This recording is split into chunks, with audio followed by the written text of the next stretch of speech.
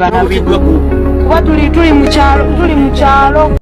Mawulire gannaku aba Bobi Wine bafunye akabenje bobadde bagenda ku rally Kyankwanzi. Emotoka bwetyo bwesodde okubange survivinga mubadde muno omwagala bangi Olivia Lutaya era bwatu nagenderawo nagamba nti I've witnessed God's love and protection. Kakati abalabiddeko nagamba bagamba nti omugoba w'emotoka eyina engeri gyemuwabyeko negenda bwetyo ku speed ey'amaanyi netomera omuti wabula kyannaku ate nga kyassanyu mu kaseera ke kamu olw'ensonga nti emotoka zino eza NUP bagwira ddala emotoka ensajja era esobola okubanga oba oliawo abafuutu soja bambi bafunye mujasi bukosefu butinitini naye teri alumiziddwa era bakontinuinze emmotoka yo ne bagireka bambi enkusaba tubaterawo QR olw'ensonga nti kuliko abafunyemu fragments obutinitini naye ng'agavaayo ogo gasanyu kati bwe bati bwe badde ku ground kati n'Inyonkwe mu maaso eyo vidiyo eno mpanvu mulimu ebyenjawulo sokolayo mukati bana tugamba omuti guli mu mbeera kiri mu kyalo ddala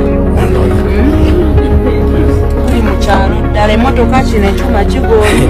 waneeno boneti emmotoka ekubye omuti neyeekoona kati eno tesobola kweggala nga bwe mukiraba luneeno oluggi terusobola kweggula mukiraba luno oluggi tesobola kweggula olw'ensonga tukubye boneti gadi neevaayo neesembera waneeno oluggi terusobola kweggula netukomaokozibadde zifudde sirinda bagita sirinda ebyamumotoka sibimanyi nnyo baganda nga bamanya amamotoka mukitegeera kyetwogerako kikoma tutereddeko gumulu 10 mumanya gakira mu kigongo tweyanziza nnyo ssebo tweyanziza waneeno wona era nayo yeetaaga kukola wamenyese I don't understand Luganda. You don't understand Luganda. We got an accident on our way to Kyankwanzi rally. Naye Pastor Bujingo ali mu kuzimba nyumba mpya eno bagitumye State House katungulumbera nkusazeeko olunaku lwero muri mu church muri kuwayo kiweebwayo mwebale era mukama abawo omukisa naye sente zemuwaayo zizino zizimba nyumba mbu ene nyumba ya Bujingo yiyo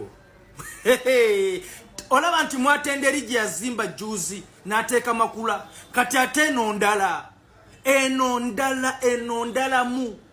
ensonda ezesigika aziraga nti omusajja mukulu yagambye kanneyiwemu ebya Pentagon kasita yabakakasa n'abagamba nti tugira tubirindako kati okusinziira ku nsonda eziriwo ziraga nti omusajja agamba nti ennyumba eri endala gyeri naye kati neeno imbu katugiteekewo atusobole okuba nga tulaga kati tugenda kwongerako nga tusima information wabula ewaddako wakulu nnyo nkusabula be mu bajja alina byayogera naye simanyirira oba omusajja ono omutwe gukola bulungi gwerengera kino kye bayita State House, a billion house, a billionaire's house, a pastor's house. And the money is coming from where? From you, the poor people. Where can I see on Panama Nagara Nagara Toram 7? I want to Chagran again. Ninga strategy Jacob 7. Musabe Yagana Makaru. Yavagambo, but no gazo back, Kora ABC, Dimbria Chagran Pranjagan Kora Mubiakaru. Tell you. Yes, kuchamu kilizamu bantu wao bakungane bakube nduru bambi bade wakati basigale mu bwavu ate no anidro omuntu njagala munna Uganda aveko munna kwe muluma plan kijo ina sabo mukama wafatu kule paka tikyagula ye Moses plan kijo ine gendo tujja muteriwo ogenze jinjo bagambye nyagala mbalage ko mukazi wange omulungi mu sense obisi abakazi abalungi binagambi basibuka jinjo toina manifesto okibanji munyagwa mulaba munyagwa yasinga manifesto yagambe ngenda goba abagwira onoba ne kala ngoli mweru bakuwa taxi holiday abasubuzi ngenda goba abagwira munyagwa kale kanima munyagwa ina manifesto kusinga Kyagulanyi neno akyamukiriza kubanga population ye yabavubuka akyamukiriza nowera birante yabavubuka 80% bayina mirimu abavubuka ba government ziwe munapanga Kyagulanyi ngenda bakola job centers wande ejinja neka muri district nateka mu mtu wagenda nasaba emirimu egyo giri ku didi emirimu egyo giri ku mawanga anasinga qualification n'obumanyirivu gwenje okuwa omulimu nono bba wanna mukazi wonti mulungi that is child politics tugenda kusigala munnaku eno wako emyaka emirala 5 wako nje katugumino sibiyogeza mu kyayi katonda nganda mbadde nkubide nupo ekikopo kuva 2021 paka kati nze siwogenda ngako Museveni waliwo ebintu bibakolanga bya kito nga tulina ku upgrading entegera yafe wakku Museveni singati yategera mu nsiko bwe ya meeting okero lutwa Nairobi yandikiriza ne bamwamini ne Museveni yagana yamanya nti bwengeza nenzikiriza titokero lutwante agenda kumpa ministry ajja kumala nefulira mpambe basale musale mbalekewa tulina okutunulira obuyinza sebufo kati opposition yafuusi yakanira before olaba entalo bonna berege ebikyabagala before naye nga bali bajja mu nkyukakyuka batulimba nti baagala kujjako Museveni omuntu agenda okujjako Museveni okayanira otya parliament etalina makulu njagala ombulire wako parliament etuyambye eki njagala nnyo omuntu ajja ku TV kuno nayogera amazima n'abagamba banange mumpe nendyeko oyo simuyinako buzibu aga Katonda naye kyesaagala muntu kujja ku TV n'agamba nti ngenda kujjako Museveni nga mpita mu parliament mulimu parliament mulimu bafunye zekinuma muyona singa bakijja ntulwanira bannayuganda munnayuganda amulwana nga togenda kufuna musala gwa munnayuganda ogendagenda mu parliament bakwe milioni 3 ate nga bwefudde mbolwanira omunaku ate omunaku omuleke munaku mukatonda azasobola kukiriziganya wako katonda wali bwatookya omuliro njagala kama katonda babampulira nzaliga bajja walininga ku mazima tebakutegeeranga security ya morale yabawadde ne security bakuuma gomanye tya baba security balina gadget. It is a constitutional right. Wano waliwo constitution nga president agikyusiza bwayagala nga Museveni wayogera wakyusa Museveni nagamba ate ekimu bakita revolutionary politics mukatona mugulu singa muna mwegase basegona bampuuga babobi wine muga kati twagala revolution mpuliriza mpola Museveni singa yati ne Museveni ko muza mu multi party system ebina byobufuzi agakona mugulu tosobola Museveni yabamalada kati Museveni wako kyagune batawangula Museveni kuno mwaka agenda gamba kyaba bonako anabanga jabalimba bulimbi ndimbatwala ndi Museveni agenda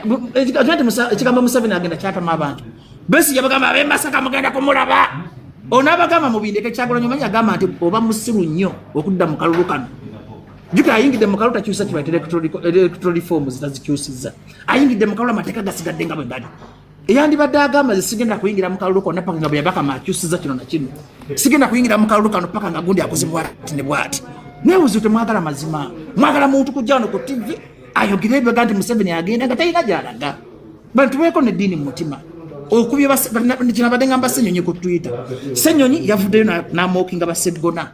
n'abaseremu nalabye obuziga simanyi obuziga kati Ssenyonyi toli mu level mookinga Sseggona Ssenyonyi toli mu level Vuma Mpuuga nze Mpuuga simwagala ne toli mu level Vuma Mpuuga because leader of opposition olina gwe ate kuba mugatta bantu Ssenyonyi yandibadde agala statement n'agamba ngenda kunoonya ku mukulu wange Sseggona tugonjoole ensonga naye naye alinga abaana bato bw'atula mu kamera bw'ati amookinga aseka bano bazimbye ebyobufuzi ebyobukyayi yabadde amookinga yagambye mbw amaziga mangi Ssenyonyi Sseggona okaba amaziga gososo gamukabya yabadde agamba Sseggona amaziga mangi kakati gomookinga Sseggona okumanyamala abantu basiima omuntu yakolera constitution omuntu yajja mukamawo Kyagulanyi mu kkomera omuntu abonyebonye ng'ekibiina Sseggona oyotava ku mugendo mpuliriza kati muwe ekitiibwa mugambe mukadde waffe tukuwumuza bulungi n'ekitiibwa omuntu olaba Museveni yabadde amakadde ago executive yamuwadde respect tiyaggiza mawulire kumutyoboola gamba muzeeyi waffe Sseggona tukuwumuza tukwagala nona nnyo osigadde oli famire yaffe ompulira bulungi era tujjanga tukwebuzeeko muzeeyi ndakomadi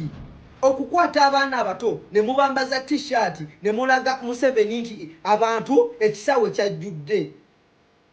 budde bwakusoma sawa za kusoma mukutta abaana abato mubambaza t-shirt imbu bawagizi ba Museveni abaana abandi badde ku ssomero kino ekintu kivudde kuki buno obuzibu buvudde kwabo abantu bebawa ssente bategeke enkuŋŋaana ewagenda okubeera President Museveni baleka abantu abovunaanyizibwa abageyawala abandyetaaze entambula batuuka wali enkuŋŋaana ssente ne bazikwata ne bazeezibika ekifo kye bandikutte ne bateerawo abantu entambula n'ebeera ng'ebatuusa mu bitundu ssente bazikwata ne bazeezibika fe abavubuka abamu tulina gurupu zaffe tulina ebibiina byaffe nga tulina okuva eno e Kampala ne tuwerekerako Pulezidenti Museveni gy'aba agenze ssente ezitutambuza bazikwata ne bazeezibika fe abavubuka abamu tulina woofiisi zaffe tezituukangamu ssente wabula bakwata bano kati nga buno obubiina obwaba Frank Abaho obwabalala Mawandaazi bo ne babuteekamu ssente kubanga bo boogezi bavumi eddoboozi lyabwe livaayo mangu we bataabawo ssente bajja kwogera abo bo ssente era bazifuna fe abavubuka abamu twaggulawo no woofiisi yaffe ekyebando woofiisi yaffe kabeera ebbalamu tagirinyangamu naye nga tukyusizza abavubuka bangi ne beeyongera ne baagala ekibiina era buli lukuŋŋaana Museveni gy'abeera tuvuga emmotoka yaffe ne tuva wano ku ofiisi yaffe ne tugenda tuwerekera Pulezidenti Museveni ne tutafuna wadde amafuta. Oba mukitegeera ebikono bisusse nnyo mu kibiina ky'NRM, ebikono bisusse. Abaana bali eyo bangi bayimba ennyimba eziwaana Pulezidenti Museveni ne wallahi ne weruba lukuŋŋaana tasobola kuwaayo fulashi balukube because baba ajja kulaba nti Museveni ajja kuluwulira amusiime amuyite amwoke sente ezandibadde ezaabwe Museveni ajja zikwata azokyono. Abaana bangi bali eyo bayimbye ennyimba ezinyuma, ennyimba ezisuuta Museveni ezisinga nakutubonga naawe, naye abaana babakubye ebikono tebabakkiriza wadde kuzannya nnyimba zaabwe ku nkuŋŋaana. Bazannya oluyimba lumu lwatubonga naawe n'olwa Ronald Mayinja. Nekino ekintu kivudde ku ki? Kivudde ku bikono ebisusse. Mututamize ekibiina, amasuuti tugenda kugeyambulamu tugasuule. Uniform. We considered that your treatment of our application either showed, we considered that either you are grossly incompetent, you could not read what was filed before you, or at least biased. Both of which we consider the very serious matters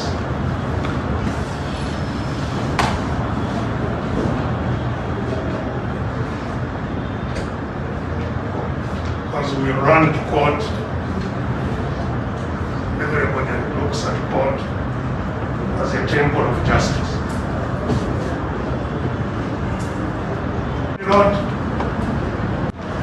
we are compelled to file a complaint against you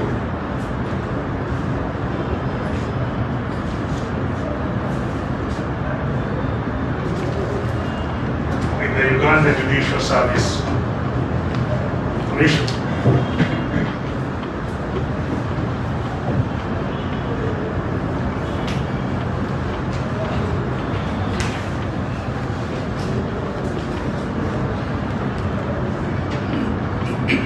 And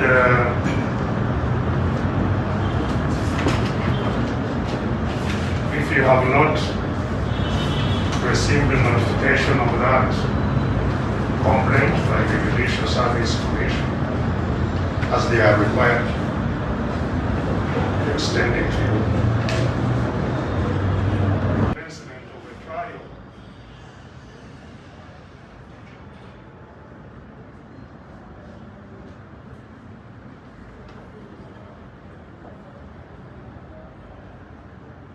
have set aside today here our second bail application today.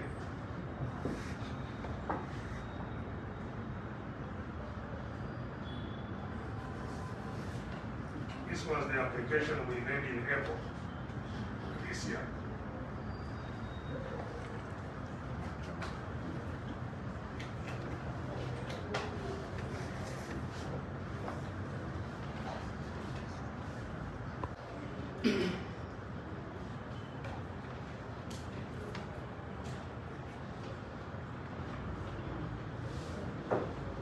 Whether in those circumstances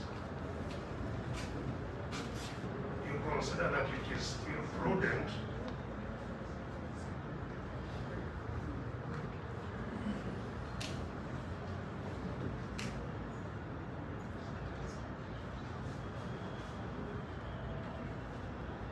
my lord,